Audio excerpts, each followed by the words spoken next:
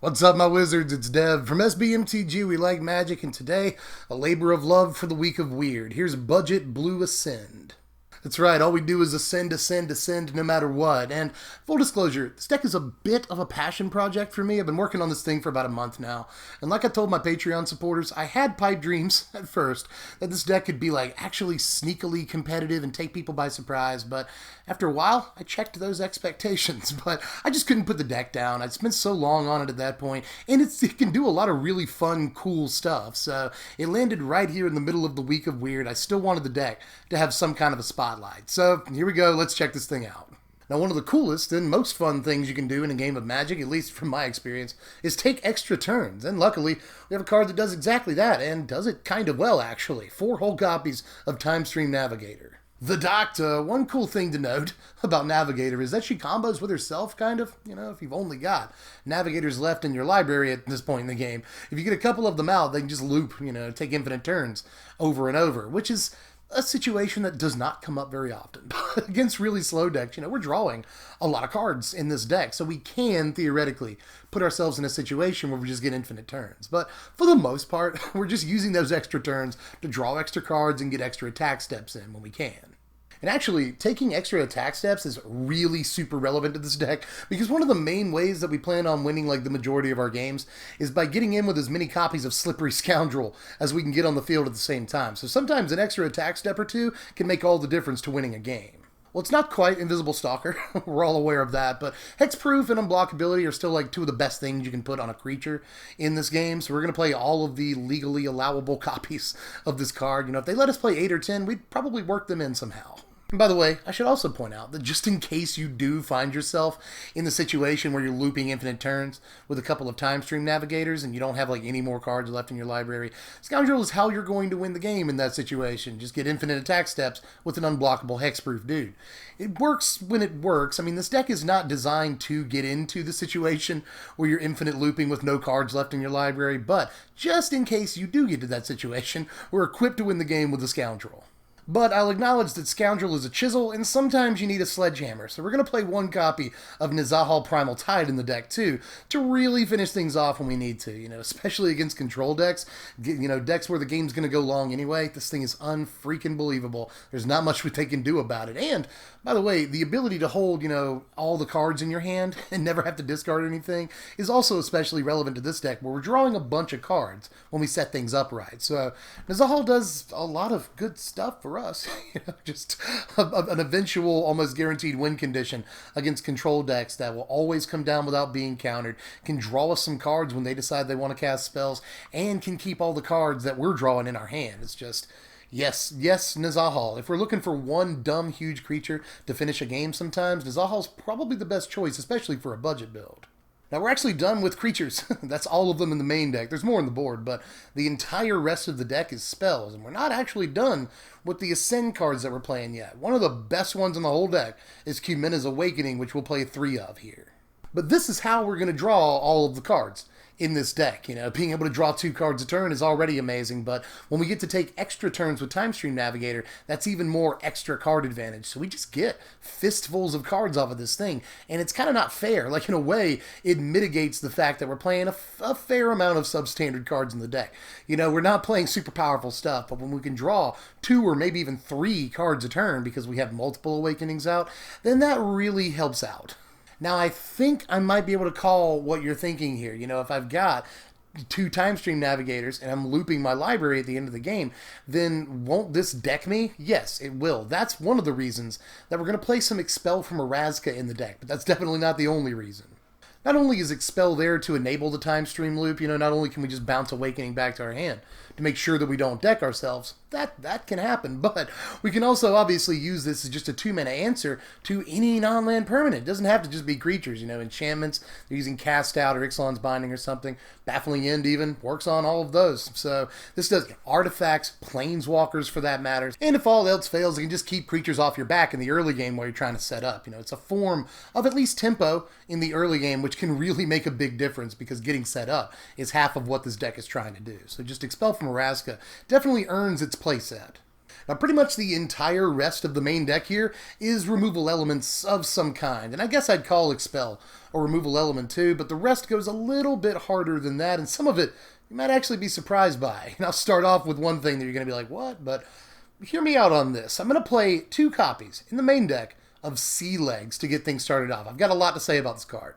Well, this is unexpectedly great against a score of aggro decks in the format. You know, whether it's Merfolk or Vampires or Mono Red aggro, the one you're going to run into the most often, or decks that run Glint Sleeve Siphoner. This is just good against all of them for only 1 mana, and it has Flash.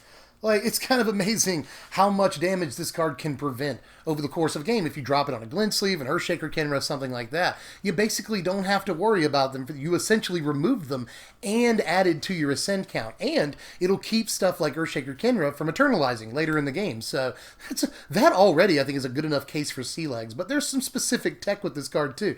Note that both Navigator and Scoundrel are pirates. So if our opponent is trying to Magma Spray or Shock a Time Stream Navigator, and we got a Sea Legs sitting in our hand for whatever reason, we can always play it with Flash at instant speed in response and save it from a Magma Spray. You know, same thing with Slippery Scoundrel. If they try to get cute and play Sweltering Suns to play around the Hexproof on Scoundrel, oh, we can just Sea Legs at instant speed, and look at that, save Scoundrel from the Sweltering Suns. So there's a couple of cool little tech ideas that this card can, you know, contribute to in this deck, but also mostly it's quote-unquote removal that adds to our Ascend count for only 1 mana at instant speed. There's so many good things about Sea Legs. Now, I'm also going to play 3 Hornswoggle in the deck. We actually get to play with this card.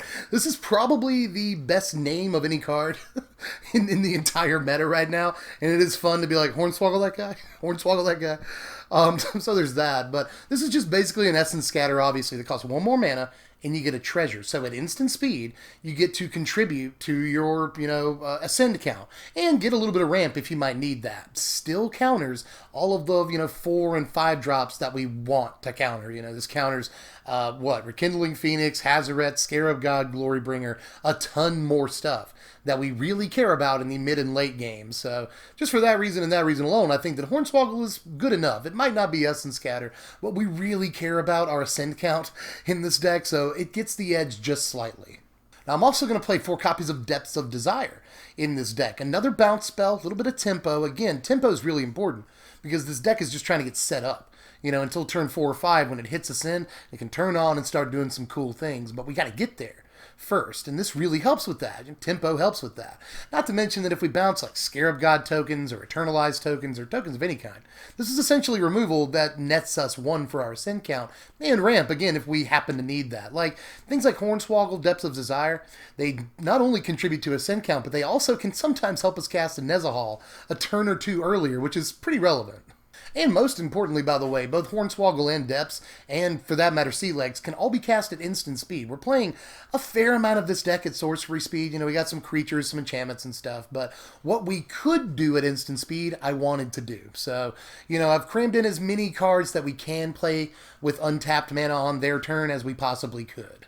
But we're actually not done with removal here. Blue doesn't have the best options for removal. Let's face it. So rather than playing great options, we have to play a lot of options. So with that in mind, let's clean things up here. We're going to play 4 copies of Ether Meltdown, 2 copies of Illusory Wrappings, check that out, and 1 copy of River's Rebuke.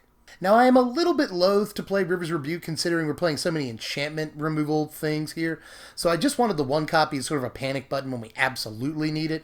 And there's also the fact, I'll say this one more time, if we do get into a late game, loop, with Time Stream Navigators and we're taking infinite turns or pseudo-infinite turns for that matter, River's Rebuke can be very important to just reset their side of the board, and then once we get infinite turns, we can start attacking without fear. Like, let's say we don't have a Scoundrel, but we do have 3 Navigators, we can win the game off of River's Rebuke. So that can be important too, but mostly we're using it as a panic button.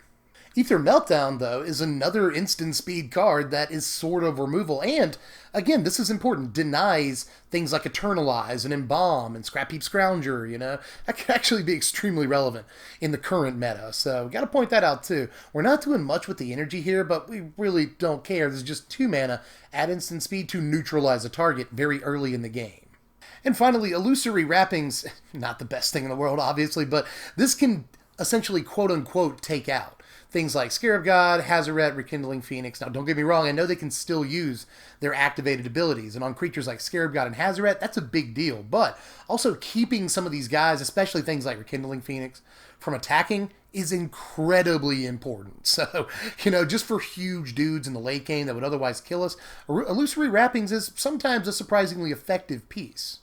But we're actually not quite done yet. We got a couple of other cards in the deck, so let's finish things up here, starting with 3 copies of Secrets of the Golden City. At first, this was 2 copies. I knew I wanted to play the card, but I was a little off on it. I wanted to play more stuff that contributed to the Ascend count, but after playing this for a while, definitely added the 3rd copy. It's just super powerful. Secrets is still crazy, even if you don't have Ascend yet, You'll take the mid-game refill. This is perfectly fine. And mid-game refills like that are needed, especially in a deck like this, where we have some mediocre options. We're a budget deck. We don't play all of the most powerful cards in the world, so we need to make up for that with some volume. If we don't have the best cards, let's at least draw a lot of them. So, when you're getting low on cards, being able to cast Secrets and getting, half of a grip, getting 3 cards is pretty darn good. So, on turn 6 or 7, when you top deck a Secrets, you will never be unhappy about it. And to finish things up, we'll play 3 copies of Renegade Map in the deck, which I know looks a little bit janky and out of place, but people have been jumping over to it since Attune with Ether got banned. But aside from that reasoning, there's still the fact that just for 1 mana, this lowers our land count while still contributing to our Ascend count, and lets us shuffle the deck sometimes if there's a Time Stream Navigator on the bottom of it. Add all those things together, and I think we gotta play the card. Now, we're playing 22 lands in this deck. Sounds a little bit low, but remember, just told you, we got Renegade Map in the deck. That helps lower the land count. So I know we're trying to get to like Nezahal in the deck and stuff, but in like Time Stream Navigator activations. But we're drawing a buttload of cards if we can help it, and we've got Renegade Map to help us find these lands when we need them. So 22 is about right. We get to play Ipnu Rivulet to help bury our opponents, sometimes mill our opponents out occasionally when that's relevant, which can be sometimes in long games and stuff. Or you could spice this up if you had the dollars. Field of Ruin, Scavenger Grounds, those probably go in, but I'm definitely going to still make room for the Arch of Orazca, because it's only like 55 cents, and we can get Ascend pretty quick, and drawing even another extra card every turn that you have the mana for it is just unbelievable. Arch is actually one of my favorite non-basic lands in the whole meta. And here's our sideboard here. We're mostly combating aggro with this sideboard because we hate aggro, but we do have Negate and Jace's Defeat in there against the control builds that we come across. We've also got a Commit to Memory in there. Commit is actually semi-decent removal. To be honest, it's not a bad removal card, and Memory can help us shuffle our graveyard back in, just in case we get in trouble with our shenanigans. But the rest of it is mostly against aggro. Sea Legs, we're going to finish off the playset of that when we need, to take out more small creatures. Shielded Ether Thief can block, although blocking's not usually the best plan against mono red aggro. It's still nice to have another good, profitable blocker that can also draw cards and give us something to do with the energy that we're getting from Meltdown. So it's important too. Sailor of Means is yet another blocker that contributes 2 cards to our Ascend count. Could be in the main deck, but I went with Depths of Desire instead. And finally, we're going to finish off the playset of Hornswoggle and add a 3rd Illusory Wrappings for these aggro decks. Can you tell how much I hate aggro? And here are your power rankings right here. A final score of 53. That is I will admit, that's a fairly low score. But again, we're in the week weird. I just wanted this deck to have a spotlight. Again, I've been working on it forever. It's a passion project. I really like this thing. I think it's a lot of fun, does a lot of cool stuff. But I'm not going to pretend it's the most powerful deck in the world. And honestly, getting through with Slippery Scoundrel like a bunch of times and winning, off of extra turns with Time Stream. It does happen, but it is tough to put together. So this deck is, again, mostly a fun deck, but it's just something I couldn't put down and I couldn't let go of, and I really wanted to show off to you guys. But that being said, when it does come together, it's kind of amazing and miraculous and hilarious for that matter. Taking extra turns is just super fun always, and we got multiple ways to shuffle that Time Stream Navigator back in this deck once it's on the bottom. So there's definitely ways, even without looping them in some crazy Christmas land situation, that you can take 3-4 extra turns in the course of a game. We've made it to where that's a reality. So we've tried to make Time Stream as consistent as possible, and Slippery Scoundrel is actually a crazy card once you get Ascend. This thing just gets through for guaranteed damage, So if you can hold them off long enough with all of the removal that we're playing in the deck. And a lot of that removal, by the way, conveniently adds to the Ascend count. If you can hold them off long enough, it's not hard to, like with 2 Slippery Scoundrels, actually finish a game off. And again, if you can't do that, we've got Nizahal to come down and just start like swinging her face around at stuff, you know. So there are definitely ways to pull off wins with this thing. But mostly we're just trying to have all the fun we can. And we can achieve that dream, actually, for just a little bit less than $20 right now. This deck does not cost much to build. Again, a lot of it is draft fodder, you know. The only reason it costs as much as it does, like this was a $10 deck for most of its life cycle, but Time Stream Navigator just jumped from like $1 to $3. Thanks, Saffron Olive. You know, but hopefully it'll cool down a little bit. But still, you know, most of the cost of this deck is in time streams, but it's a key card in the deck, you gotta get it. But still, it's only about 20 bucks to build this deck, so you're not gonna break the bank, have some fun with it. And if you are interested in looking at this list, as always, click the first link in the description. That'll take you over to TCG Player. I'm just gonna say it like crazier every time. I'm having fun with it, but that'll take you over to TCG Player, where you can look at the deck and get it for the cheapest price on the internet, the most affordable price on the internet. Somebody asked me on Twitter the other day, like, why do you say cheapest instead of most affordable? It's because they're synonyms. So, but in any case, it's the most affordable place to get the deck online right now. It's only about 20 bucks to order it through them. So click the first link in the description and help the channel out. Do all that stuff, like the video if you enjoyed the video, follow me on Twitter at SBMTGDev, and consider dropping me $1 a month over on Patreon. I'll leave you a link in the description if you're interested in that too. Just dropping me as little as $1 a month guarantees that you get to know what decks we're coming out with the day before we come out with them. That's cool. You know, Dominaria is coming up. You're going to want to know what decks are coming out the day before they come out. So throw me a buck, throw me a bone a month on Patreon, and I'll give you some information. Oh, and have fun with this one, Sideboard MTG, if you decide to play it. If you guys haven't caught wind of this yet, I figured I should probably let you know, pimp this guy's channel a little bit. Sideboard MTG has been playing some of my decks on his streams lately, and then uploading streams to YouTube and all, and some of the content is really fun. You know, I don't put my play testing of these decks up yet, at least. I plan on doing that in the somewhat near future. As soon as I get everything set up the way I want it to be. That's going to be a process, but still, in the meantime, the in-between time, you can check out some of my decks on Sideboard MTG's channel. Check out his streams, or again, after he's done streaming them, they're on YouTube.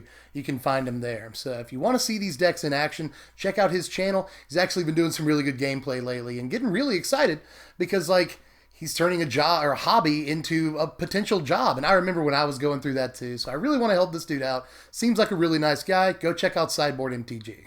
But with that, pretty sure I'm tapped out for this one. I'll catch you cats later. I'm Dev from The Place. Thanks for watching, my wizards. Spread love and be kind.